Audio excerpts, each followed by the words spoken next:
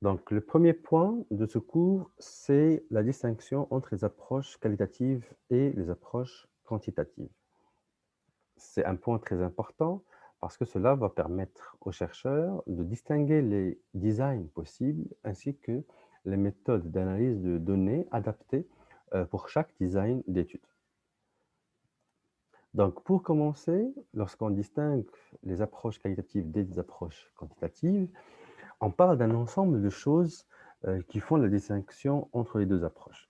D'abord, nous avons les données. Nous avons des données qualitatives et des données quantitatives. Dans chaque démarche d'étude, dans chaque design, aussi bien pour le quali que pour le quanti, nous avons aussi bien des données qualitatives que des données quantitatives pour chacun. Et donc, les données qualitatives et les données quantitatives, ce sont des informations qui sont disponibles dans l'environnement du chercheur et dans l'environnement, dans le terrain de la collecte de données du chercheur.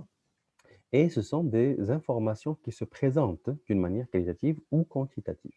Et donc, une donnée qualitative, tout simplement, elle désigne la qualité de l'unité observée, donc elle est relative à la qualité de l'entité observée, c'est-à-dire c'est quelque chose qu'on ne peut pas évaluer très objectivement, mais c'est juste une qualité qui est distincte en passant d'une unité observée à une autre. Une donnée quantitative, c'est une donnée qui concerne la même unité observée, mais maintenant, c'est quelque chose qui est présenté sous format métrique, sous format numérique, c'est-à-dire qu'on peut quantifier. Et donc, par exemple, si l'entité observée est une personne, par exemple un cadre, je fais une étude auprès des cadres, une donnée qualitative de ce cadre va être la fonction, le poste occupé. Une donnée qualitative pourrait être son nom, une donnée qualitative pourrait être son prénom, une donnée qualitative pourrait être sa, son pays d'origine ou sa ville d'origine.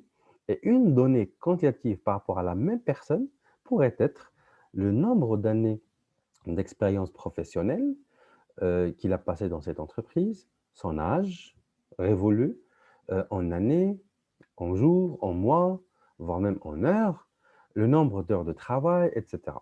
Et donc, ce sont les données. Maintenant, les données sont des informations disponibles que le chercheur va essayer, les données sont des informations disponibles que le chercheur va essayer d'analyser et d'intégrer dans son canevas d'études et dans un canevas d'analyse pour les traduire sous format d'interprétation de résultats en vue d'une meilleure prise de décision ou en vue d'une réponse à la problématique de recherche.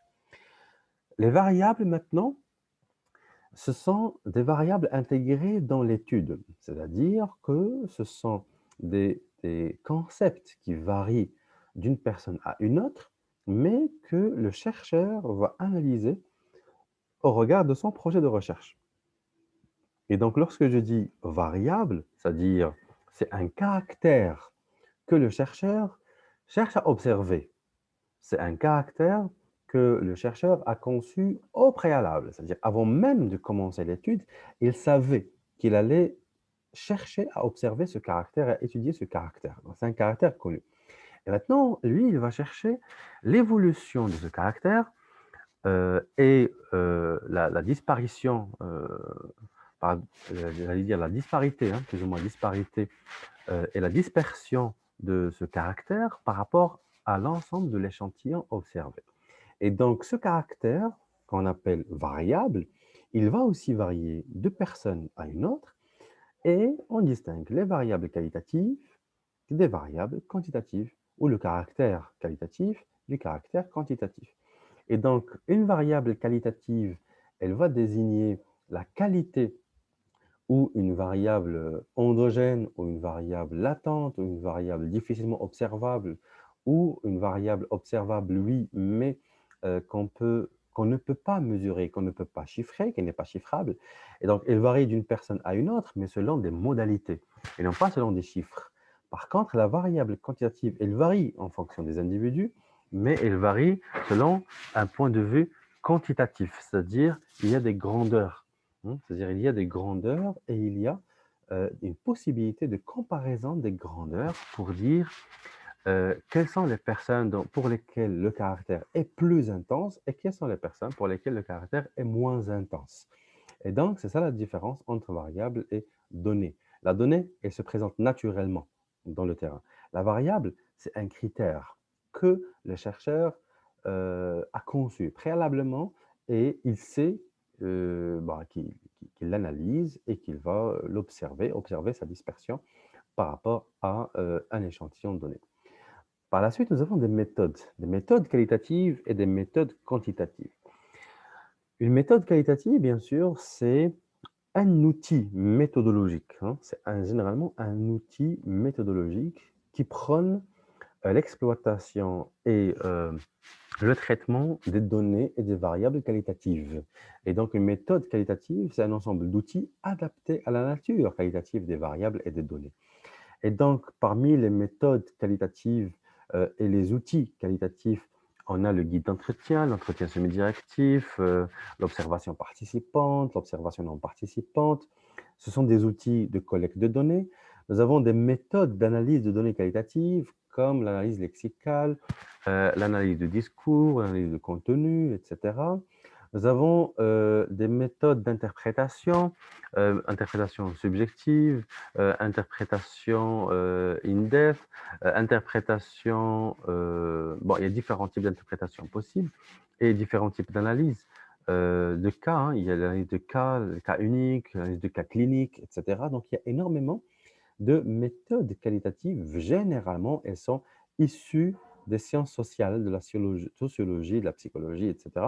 Donc, ce sont les disciplines qui nous ont fourni plus ou moins ces méthodes qualitatives qu'on a adaptées par la suite aux sciences de gestion. Et nous avons les méthodes quantitatives.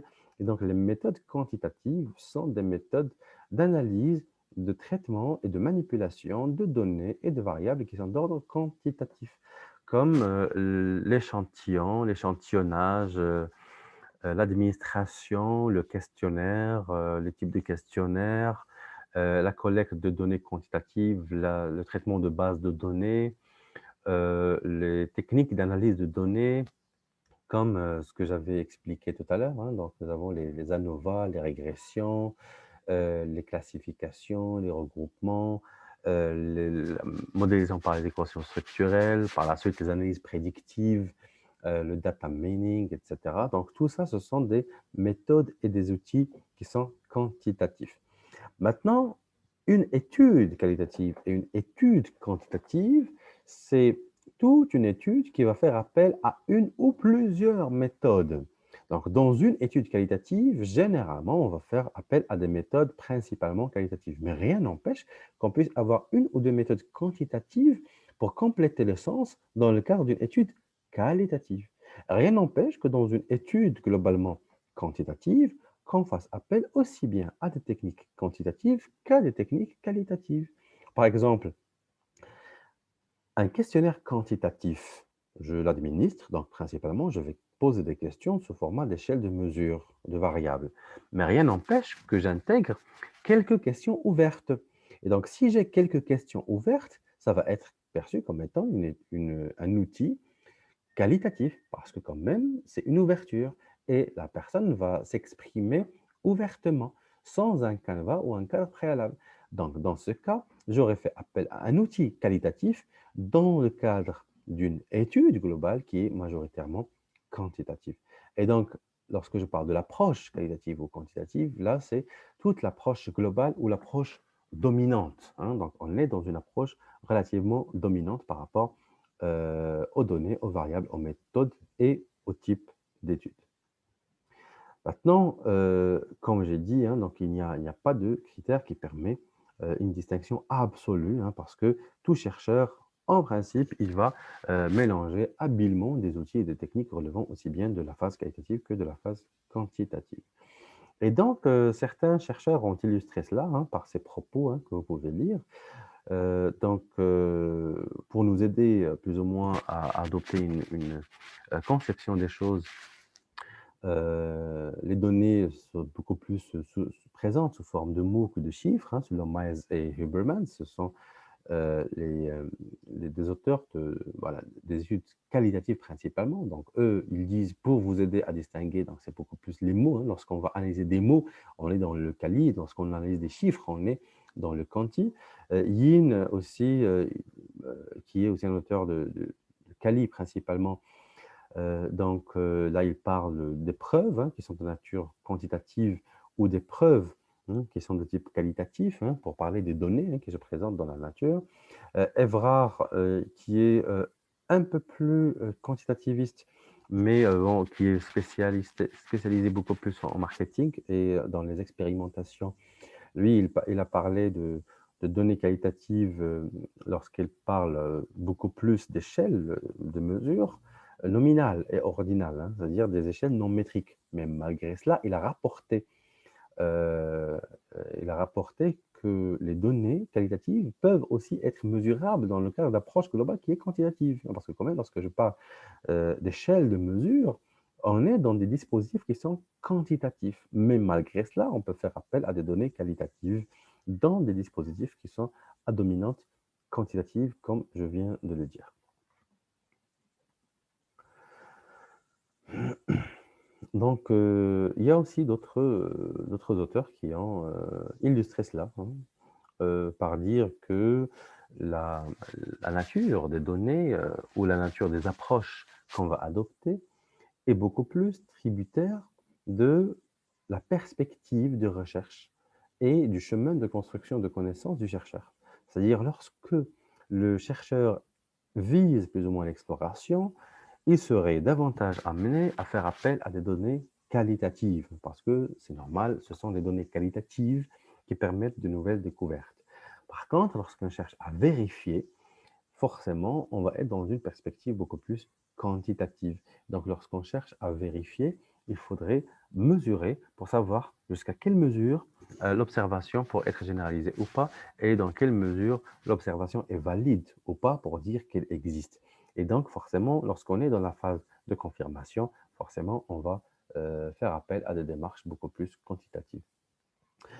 Et donc, là, il rajoute plus ou moins que les chercheurs, généralement, approchent rarement l'approche, choisissent rarement l'approche qualitative dans la perspective du test. Hein. S'ils veulent tester une théorie, donc le test, généralement, pour faire le test, il faut toujours aller vers du quanti, ou alors le quanti s'impose. Mais il a bien dit rarement, hein. Il n'a pas dit exclusivement. C'est-à-dire, il y a des cas où on peut choisir le quali pour tester et choisir le quanti pour explorer. Hein, rien n'empêche. Mais il faut vraiment être compétent, il faut savoir ce qu'on fait et il ne faut pas qu'on soit débutant et qu'on veuille tester par le quali ou explorer par le quanti. Vous voyez, parce qu'il faut quand même avoir une certaine maîtrise des outils pour savoir quelles sont les limites d'usage d'une méthode et d'une autre et quelles sont les possibilités d'interprétation des résultats d'une méthode ou d'une autre. Et donc, le choix entre les deux approches est beaucoup plus dicté par rapport à des critères d'efficience, par rapport à l'orientation de la recherche, qui est la construction ou alors le test. C'est-à-dire, l'approche est beaucoup plus guidée par le design global et le design dominant dans votre thèse. Donc, généralement, vous aurez un grand design ou un design dominant. Si vous avez deux grands designs dominants, là, il faudrait se poser la question. Avec votre directeur de thèse, il faut se poser la question, est-ce que vous n'êtes pas en train de faire deux thèses en une seule? Vous voyez? Parce que dès le départ, c'est très difficile d'avoir deux grandes approches, sachant que chaque approche va nécessiter un ensemble d'outils, un ensemble de terrains, un ensemble de méthodes, un ensemble d'analyses, un ensemble de traitements, et donc, bien entendu, a fortiori, plusieurs cadres théoriques, plusieurs cadres conceptuels et épistémologiques qui vont permettre tout cela. Et donc, est-ce que le temps de la thèse va être suffisant pour avoir deux logiques dominantes ou deux approches dominantes? C'est pour ça que généralement, on conseille aux doctorants de se limiter à une seule approche dominante, malgré qu'on pourrait avoir du quali comme préalable au quanti, bien sûr, ça c'est naturel, mais ça va être juste une phase préparatoire au quanti. Et donc, on va être regardant par rapport à votre quanti, non pas par rapport à votre quali, parce que le quali, c'est bien, il faut véritablement qu'il respecte certaines conditions de la validité de la science, oui, mais c'est beaucoup plus au niveau du quanti que vous êtes attendu, hein. Ce n'est pas au niveau du quali, parce que vous n'avez pas une thèse strictement qualitative.